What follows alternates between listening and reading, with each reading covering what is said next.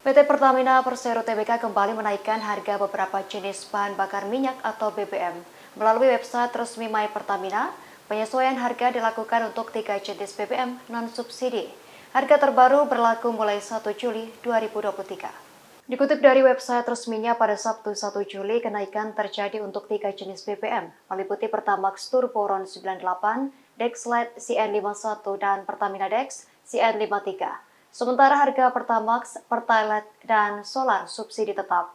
Harga BBM di SPBU Pertamina yang berlaku mulai Sabtu 1 Juli 2023, yakni Pertamax naik seharga Rp12.400 per liter, Pertamax Turbo Rp14.000 per liter, Dexlite Rp13.150 per liter.